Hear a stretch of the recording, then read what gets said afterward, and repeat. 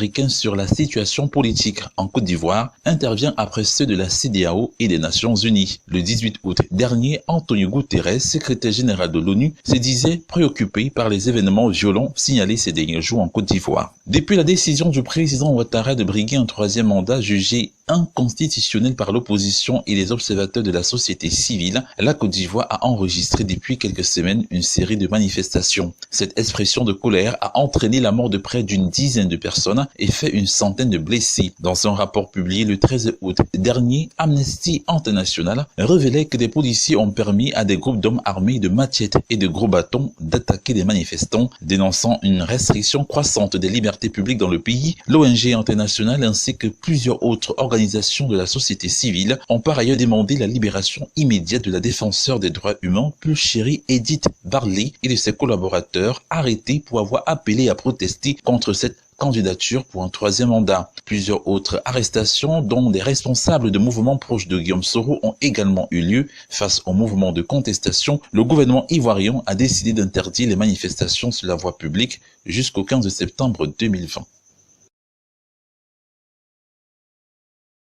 En République démocratique du Congo, le Forum sur les réformes électorales semble n'avoir pas tenu la promesse des fleurs. L'événement organisé par le professeur Bob Kabanga de l'Université de Liège, avec l'appui de l'Union européenne, a été boudé par la coalition Cash du président Félix Tshisekedi et FCC de l'ancien président Joseph Kabila. Les deux mouvements avaient pourtant donné leur accord pour prendre part à cette rencontre dite de haut niveau. L'UDPS de Félix Tshisekedi a fait part de son refus juste quelques heures avant l'ouverture des travaux. Quant au FCC, dont le coordonnateur Néhémie Winaya était annoncé selon le programme, il a répondu aux abonnés absents. Du côté de l'opposition, seuls Martin Fayoulou et Adolphe Mouzito de la coalition Lamuka ont pris part à la concertation. Jean-Pierre Bemba et Moïse Katombi n'ont pas donné de signe de vie. Le forum s'était donné pour mission de formuler des propositions concrètes au gouvernement afin d'améliorer la gouvernance électorale et garantir la transparence des élections. Ceci pour éviter le remake de 2018 où les résultats des élections sont contestés par l'opposant Martin Fayoulou qui se dit vainqueur de la présidentielle du 30 décembre 2018. Le forum sur les réformes électorales s'est ouvert le lundi 24 août au siège de l'épiscopat congolais à Kinshasa.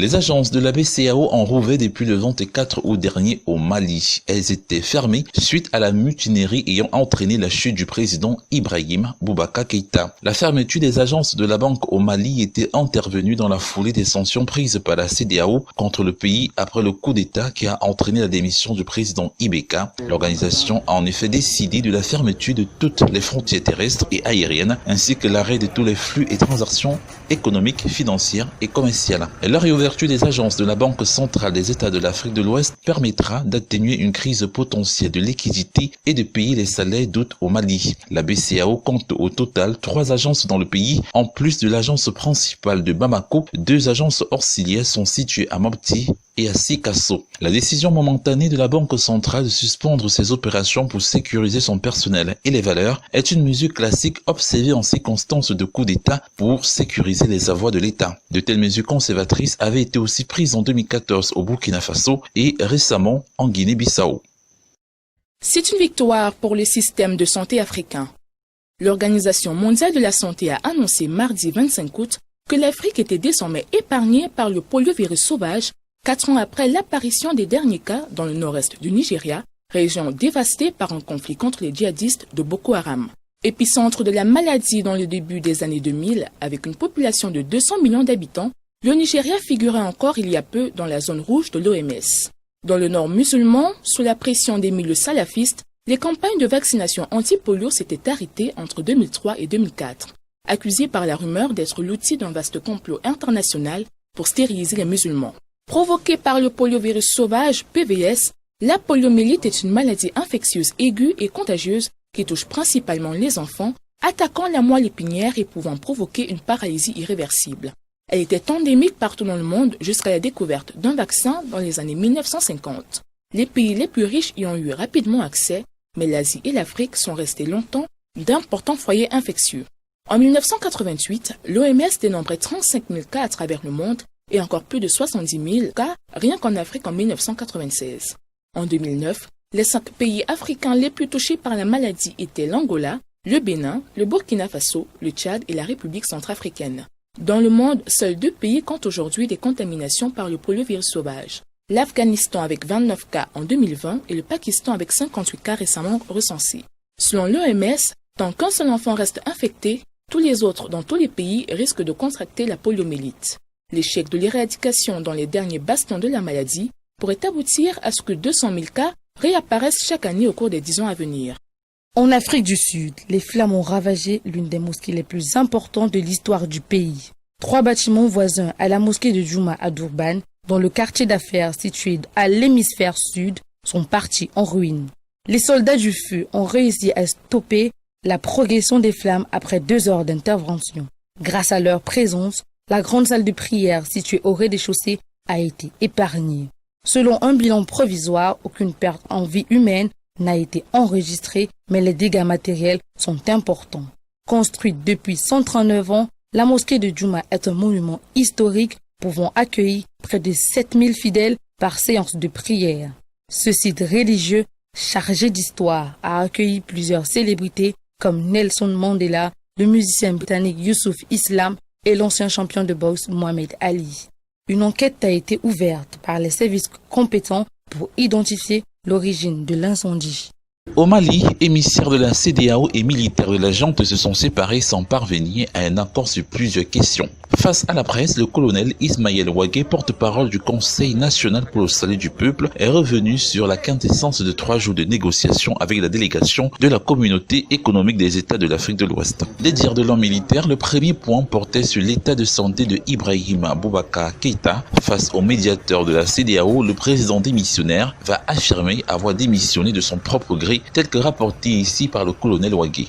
M. Ibrahima Boubacar Keïta a dit clairement qu'il a démissionné sans contrainte et qu'il a compris que c'est en gros l'aspiration du peuple qui soit parti. C'est surtout la question de transition qui a divisé les 2 parties. Le colonel Ouagué a précisé que rien n'avait été décidé, remettant en doute l'information selon laquelle la junte au pouvoir avait opté pour une transition militaire de 3 ans. Déjà dans la mesure où M. Ibrahima Boubacar Keïta a démissionné, et qu'il a dit clairement son intention de ne plus revenir au pouvoir. Donc forcément, il faut mettre en place une équipe de transition. Maintenant, la CEDEAO a donné son point de vue par rapport à leur concept de transition. Nous aussi, on a discuté par rapport à ce que nous, on pensait de la transition. Il y a eu des discussions de part et d'autre, sachant qu'à ce stade, rien n'est arrêté, rien n'est décidé, et que nous, à notre niveau, l'architecture finale de la transition sera discuté et défini entre nous. Dans sa communication, le porte-parole du CNSP est revenu sur les sanctions imposées par la CEDEAO, notamment le blocus financier ainsi que la fermeture des frontières. Le colonel Ouagué a déclaré avoir exigé la levée des sanctions pour le bien-être des Maliens. On a exigé, au regard des efforts qui ont été faits, qui voient aussi comment lever les sanctions. Parce que tout ce qui nous anime, nous, c'est vraiment que le peuple ne souffre pas. Les sanctions, c'est un problème pour nous. C'est le peuple qui va beaucoup plus souffrir pour les sanctions. Et voilà pourquoi on a essayé de faire des compromis. Parce que si on ne fait pas de compromis, les sanctions ne seront pas levées. Et les sanctions, ce n'est bon pour personne. Et c'est surtout le peuple qui va souffrir. Déjà, sanctions ou pas sanctions, la majeure partie de la population malienne est en train de souffrir. Sanctions ou pas sanctions. Et les sanctions vont venir aggraver ça. Une question qui sera peut-être à l'ordre du jour au cours d'une autre réunion extraordinaire de la CEDEAO prévue ce 26 août. En Côte d'Ivoire, à moins de 2 mois de la présidentielle du 31 octobre 2020, le torchon brûle entre Alassane Ouattara et ses anciens alliés. L'ancien président de l'Assemblée nationale, Guillaume Soro, a adressé une lettre ouverte au président français Emmanuel Macron, lui demandant de s'exprimer sur la crise politique qui frappe son pays.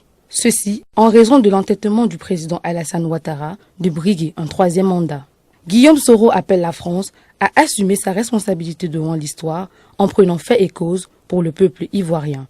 Selon l'ancien chef rebelle, la Constitution de novembre 2016, en ses dispositions 55 et 186, interdisent formellement au président Alassane Ouattara de briguer un nouveau mandat. De ce fait, le président Emmanuel Macron devrait, selon Guillaume Soro, dénoncer la posture anticonstitutionnelle du président sortant. Le président du mouvement Génération des peuples solidaires est exilé en France depuis plus de 6 mois.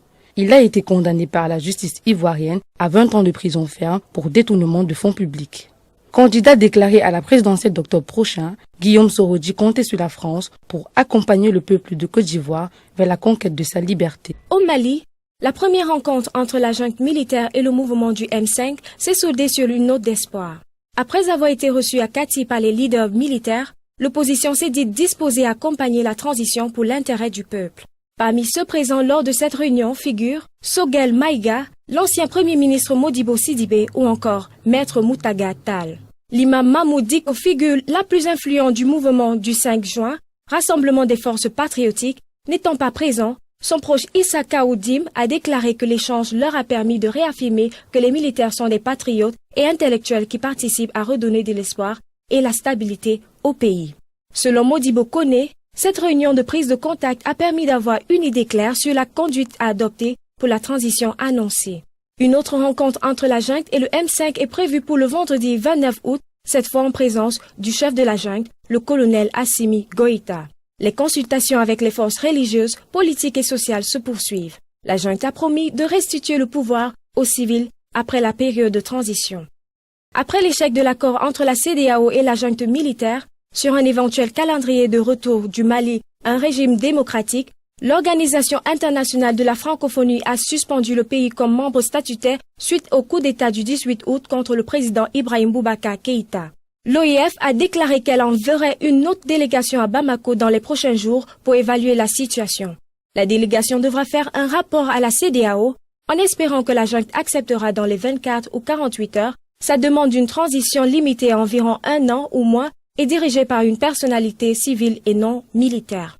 Cependant, cette suspension remet en scène le débat sur la pertinence des États africains dans ces organisations supranationales. Alors que la promotion de la langue française, les relations économiques, la promotion de la paix, de la démocratie et des droits de l'homme constituent le socle sur lequel reposent les valeurs de la francophonie, on s'interroge sur le timing de cette suspension. À défaut de nuire aux intérêts du peuple malien, elle pourrait être la base d'une réelle rupture afin de permettre au Mali de promouvoir ses valeurs culturelles. La langue bambara pourrait de ce fait être le reflet de la beauté linguistique du pays.